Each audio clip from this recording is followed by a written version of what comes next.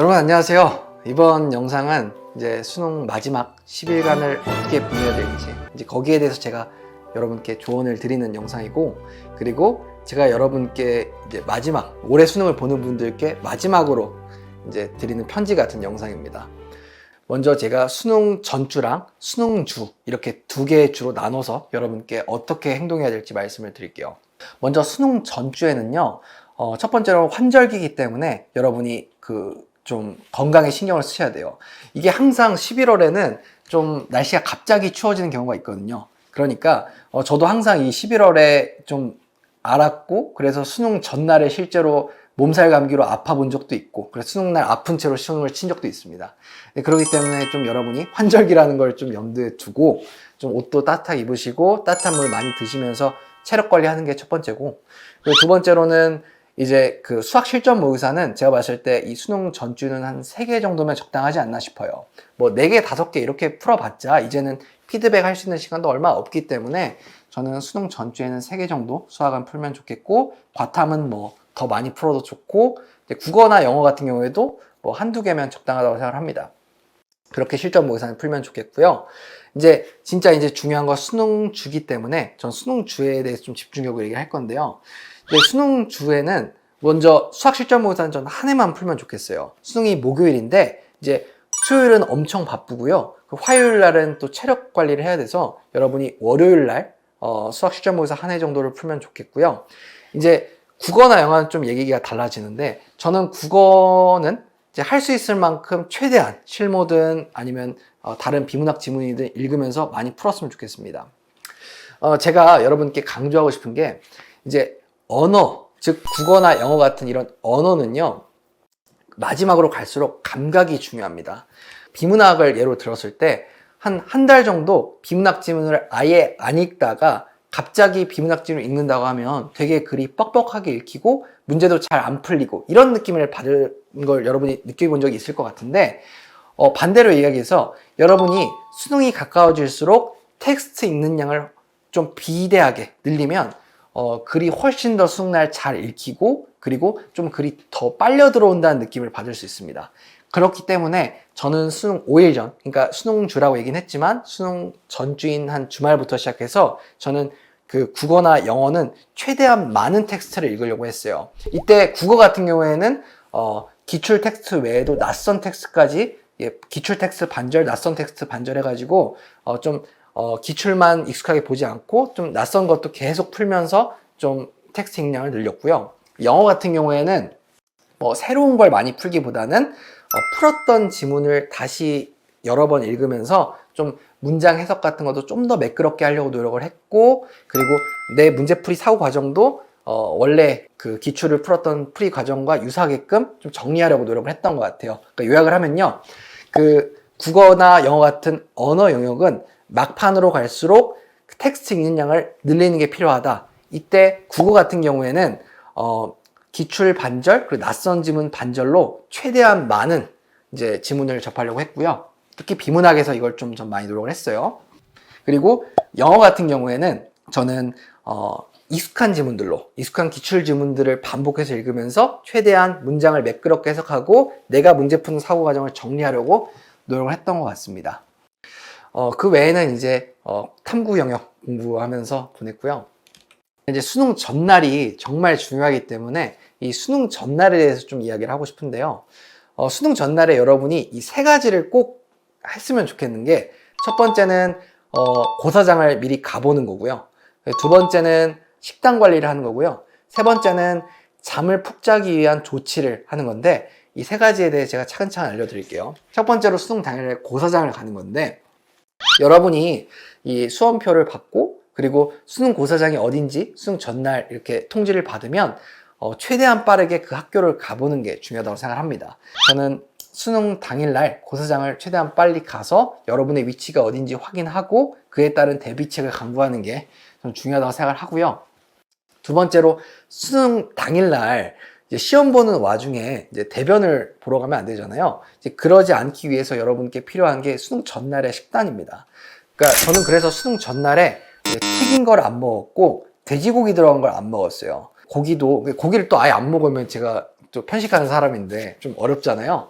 그래서 저는 소불고기, 그것도 매운 소불고기 말고 간장으로 볶은 소불고기만 고기는 먹었고, 그리고 고등어 먹었고, 이렇게 기름진 건 이 두 개만 아주 소식을 했고, 나머지는 나물 위주로 먹으면서 다음날 제 위가 부담을 느껴서 뭐 그렇게 시험 보는 도중에 바로 대변을 누러 가지 않게끔 식단을 관리했던 그런 경험이 있고요. 그리고 이제 세 번째로 그 수면 관리인데요. 수능 당일날 잠이 안 오는 불상사를 겪으면 절대 안 되잖아요. 그러기 위해서 여러분이 이 식단에 추가하셔야 될 게 있는데, 이거는 제 의견이 아니고 강민철 선생님이 수업 때 얘기해 주신 건데, 여러분이 수능날 저녁 식사에 상추를 먹을 거를 저는 강추를 드립니다. 이 상추라는 음식은 고대 중국에서는 이렇게 갈아서 마취제로 쓰였다는 그런 음식이더라고요. 그래서 저는 수능 전날 그 저녁 식사에 그 소불고기 조금에 상추 2장 그리고 밥을 올려가지고 한 10장에서 20장 사이로 먹었던 것 같아요. 그렇게 상추쌈을 많이 먹고 그 외에 뭐 고등어나 아니면 고사리, 콩자반, 콩나물 무침 이렇게 좀 야채 위주로 좀 가볍게 식사를 하고, 그러니까 10시 반에 딱 누우니까 저는 긴장도 안 하고 그냥 골아 떨어져서 잤던 기억이 있습니다. 그만큼 상추라는 음식이 정말 효과가 좀 큰 음식이라고 생각하는데, 우한청심환? 이런 어떤 한약이나 아니면 수면제보다는 저는 이렇게 식단으로 수면을 조절하는 게 좋다고 생각하기 때문에 수능 전날 상추를 꼭 20장 정도 먹는 걸 추천을 드리고, 물론 저녁만 드셔야 돼요. 점심에 먹으면 또 저녁에 너무 빨리 졸려서 빨리 자버릴 수가 있기 때문에 저녁 식사에 상추를 드시라는 의미고요. 이거를 미리 여러분이 좀 경험을 해보시면 좋겠어요. 그러니까 수능 전주에 미리 부모님에게 소불고기랑 그리고 상추 달라고 해서 저녁에 한번 드셔보시고 주무셔보세요. 그러면서 여러분이 빨리 골아 떨어진다면 수능 전날에 이렇게 식사를 하면 좋지 않을까 생각을 합니다. 자, 이제 마지막으로 수능 당일인데요. 이제 당일날 저는 6시 반쯤 일어났던 것 같아요. 저는 원래 아침 식사를 하지 않았던 사람이기 때문에 아침 식사를 똑같이 안 했어요. 그리고 저는 수능 당일날 아침에 일어나서 레시피 한 잔을 마셨습니다. 사실 빈속에 커피 마시는 게 그렇게 좋지 않은데, 저 같은 경우에는 평소에도 빈속에 커피를 마셨기 때문에 레시피를 마셨는데, 사람에 따라서는 뭐 바카스나 이런 걸 마실 수도 있다고 생각합니다. 카페인으로 살짝 이제 예열을 하고 수능 고사장에 한 7시 40분쯤에 들어갔습니다. 이제 들어가서 대부분 뭐 거창한 걸 할 수 있다고 생각하는데 거창한 걸 할 수가 없어요. 이제 보통 예열 지문이라고 해서 지문을 이제 읽는 편인데, 저 같은 경우에는 비문학이 상대적으로 약한 편이었기 때문에 좀 약했던 그런 비문학 지문을 기출 지문으로 하나 가져가고, 그리고 낯선 지문을 하나 가져가서 이렇게 두 지문을 읽었던 경험이 있습니다.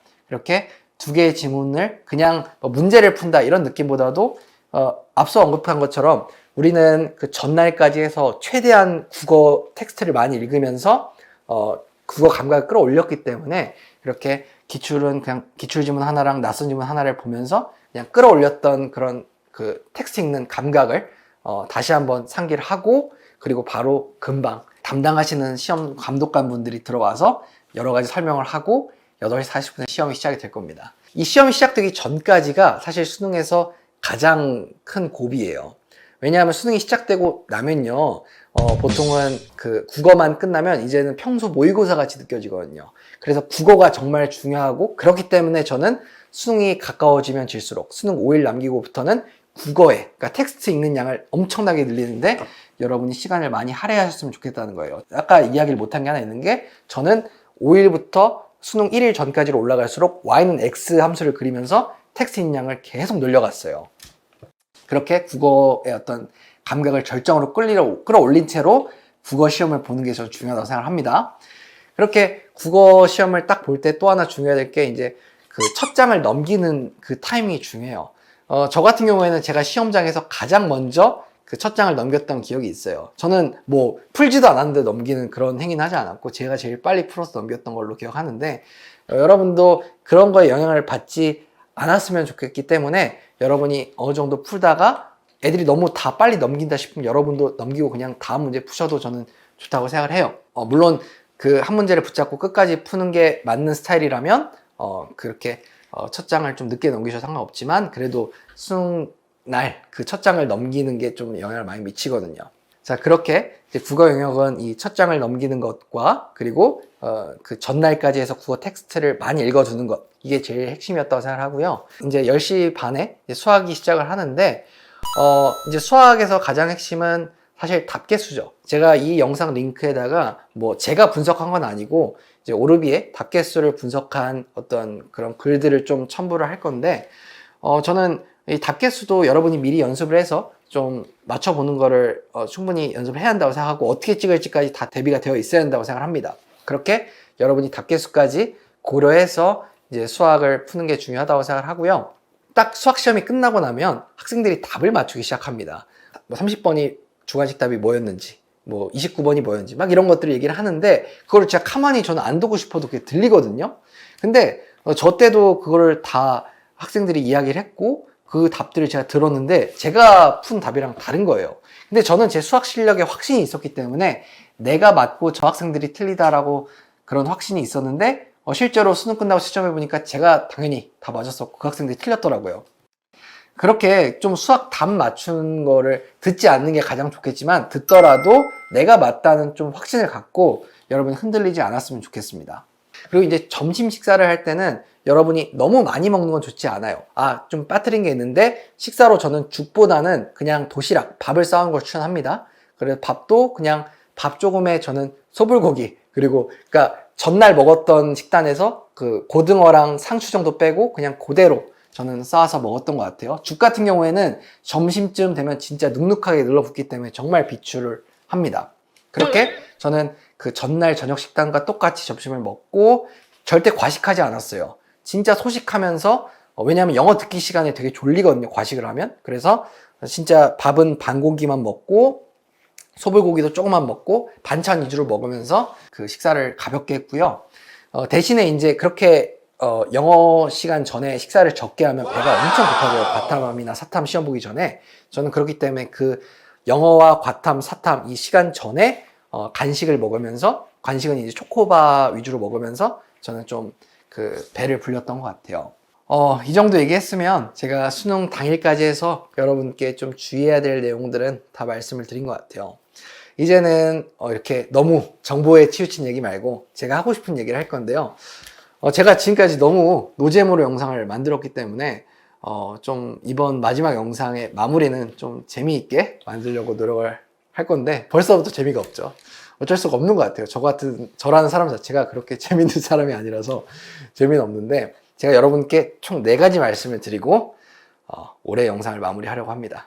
첫 번째, 두 번째는 랩으로 제가 하고 싶은 얘기를 할 건데 첫 번째 랩 들어보시죠. 저걸 따라가지 않아 더 가치 있는 걸 바라보지 영원한 걸 따라가렴 그럼 다 나를 따라오고 나주 차라리 I don't need a 우셀라로. 자, 이제 첫 번째 이 구절은 그 BY의 Forever라는 노래의 구절인데 제가 여러분의 뭐 롤모델이다 뭐 이렇게 뭐 생각하고 이걸 뽑은 건 아니고 이 중에서 여러분께 하고 싶은 말이 이거였어요. 영원한 걸 따라가렴 그럼 다나를 따라올 걸 알아 이 부분이었는데 저는 여러분이 영원한 걸 쫓길 바랬던 것 같아요. 이 유튜브라는 매체가 상당히 가볍고 그리고 이 유튜브에서 여러분과 저의 만남이 상당히 좀 가볍잖아요. 그래서 여러분이 유튜브 영상을 찾을 때 순간적인 즐거움, 순간적인 쾌락을 주는 영상 위주로 유튜브 영상들을 많이 보시는 편일 텐데 그런 영상들도 의미가 분명히 있고 수험 생활에서 그 영상들이 큰 힘이 됐을 거라고 생각을 하지만 저는 그런 영상을 만들 능력도 안 되지만서도 제가 이런 어떤 그런 순간적인 즐거움을 주는 영상을 만들지 않고 항상 정보성 영상만 만들었던 이유는 제 영상들로 하여금 여러분의 수능 1점이라도 더 올려드리고 그리고 수능이라는 시험이 가벼워 보이지 않기를 바랬어요. 그렇기 때문에 빨리 영상을 통해 제 영상을 보고 정보를 얻고 여러분이 공부하러 가길 바랬던 마음에서 제가 영상을 의도적으로 좀 재미있게 만들지 않았던 것도 있어요. 여러분에게 그 수능 점수는 영원한 것입니다. 여러분이 이번 수능으로 점수를 받고 대학을 가게 되면 그 점수는 여러분이 자녀를 낳고 여러분이 죽을 때까지 따라가는 점수고요. 그리고 여러분의 대학은 여러분에게 좋은 글씨처럼 따라다니면서 누군가에게는 자부심이 될 수 있고 누군가에게는 트라우마가 될 수도 있는 그런 정말 좀 무서운 게 사실 입시입니다. 그렇게 좀 무섭고 그리고 가볍지 않은 것이기 때문에 저는 항상 진지하게 영상을 만들려고 임했고, 그리고 이 영상들을 통해서 여러분이 진짜 1점이라도 올려서 여러분이 원하는 대학, 만족스러운 대학만 갈 수 있다면 저는 그거에 여러분에게 동조했다는 것만으로도 정말 좀 자부심을 느낄 것 같아요. 그래서 첫 번째로 하고 싶은 말은, 저도 영상을 만들 때 순간적인 영상, 영원하지 않은 영상을 만들지 않았던 것 같아요. 여러분도 앞으로 인생을 살면서 좀 영원한 가치를 쫓으며 살았으면 좋겠다는 게 제 첫 번째 전달하고 싶은 메시지입니다. 자, 이제 두 번째로 전달하고 싶은 메시지도 역시 랩으로 이제 여러분께 들려드릴 건데 들어보시죠. 홀로 텔러라 머니 앤 큐. 야 누구나로 예능하는 하루 랩을 같은 자리 다른 태도 같은 위치 다른 플렉스 같은 머리 다른 놈보다 더 말이 많네. 보여주기도 전에 그럼 보여주면 돼. 걱정은 말어 너도 알고 있잖아. 저스티스처럼 보여주면 된다. 저스티스처럼 보여주면 된다 라는 이 짧은 구절이 저한테는 항상 좀 멋지게 다가오는 구절인데, 저는 누군가에게 항상 너는 뭐 안 될 거야, 그리고 너는 그런 거 해서 시간 낭비하지 마, 이런 소리를 저라고 안 들었을까요? 저도 인생을 살면서 그런 소리를 정말 많이 들었던 것 같아요. 너는 뭐 의치대 못 가, 다른 길을 미리 좀 강구해 두는 게 좋지 않을까? 라는 소리도 들어봤고, 유튜브 하는 게 좀 시간 낭비가 아닐까? 라는 소리도 들어봤습니다. 이런 다양한 소리를 들으면서 제 자신의 어떤 자존감을 깎는 소리, 그리고 저에게 좀 의기소침하게 하는 소리를 들었을 때마다 제가 항상 들었던 생각은, 그래? 너희들이 그렇게 생각한다고? 그럼 나는 보여줄게. 내 퍼포먼스로. 그런 생각을 갖고 삶을 임했던 것 같아요. 여러분도 수능이라는 시험에서 남들은 너 올해 수능으로 잘 못 갈 거야, 너 별로 뭐 인서울 못 할 거야, 의대 못 갈 거야, 서울대 못 갈 거야 라는 소리를 듣는 분들도 있을 것이고, 여러분을 무시하는 주변 사람들이나 혹은 심지어 본인 자신도 스스로에 대한 믿음이 부족할 수 있는데, 그럴 때마다 마치 저스티스가 보여주면 된다 라는 말을 하면서 진짜 엄청난 랩 실력으로 보여주는 것처럼, 저는 여러분이 1년간 충실히 보냈다면 여러분은 이미 실력이 마치 저스티스처럼 정말 뛰어나실 것이고, 아직 그게 점수화가 안 됐을 뿐이라고 생각하고 이 수능이라는 시험에서 보여주기를 진심으로 바랍니다. 그리고 앞으로 여러분 인생에서 수능뿐만 아니고 다른 어떤 여러 어려운 역경들, 그리고 그런 어려운 역경들에 대한 다른 사람들의 어떤 무시와 어떤 여러분에 대한 낮게 평가하는 그런 어떤 발언들 속에서도 내가 보여줄게, 내가 너희들의 생각보다 대단한 사람이라는 걸 보여줄게 라는 생각으로 여러분이 진짜 보여주는 사람이면 좋겠습니다. 수능 미슐랭에 대한 건데, 이제 내년에는 제가 출연하는 영상을 좀 줄이려고 해요. 이 수능 미슐랭은 저를 지칭하는 게 아니고 이 영상을 보고 있는 여러분을 지칭하는 거기도 합니다. 여러분이 많은 인터넷 강의와 교재를 활용해서 수능에서 좋은 성적을 냈다면 여러분이 수능 미슐랭인 것입니다. 그러니까 여러분이 수능 이후에 좋은 결과를 내고 좋은 대학에 입학하신 후에 수능 미슐랭의 패널 혹은 수능 미슐랭으로 출연을 하셔서 여러분이 수능 미슐랭을 이끌어 나가시면 좋겠다는 생각을 합니다. 영상 만들어서 받은 금액으로 그렇게 패널분들 다 드리고, 그리고 또 남은 금액들은 여러분이 아실지 모르겠지만 또 내년 학생들에게 교재나 패스로 또 기부를 다 해요. 그렇게 제가 하고 있으니까 여러분이 후배들을 위해서, 그리고 여러분의 어떤 과외를 구할 때 커리어를 위해서도 좋고, 여러분이 자신 있는 과목이 있다면 그러면 수능 미슐랭으로 출연해 주셔도 좋겠습니다. 여러분, 1년간 제가 진짜 열심히 살았던 것 같아요.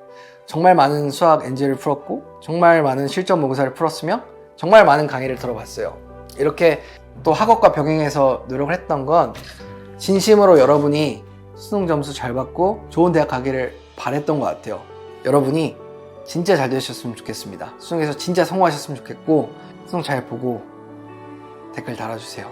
제가 한 분 한 분 따뜻하게 축하드리겠습니다. 여러분 감사합니다.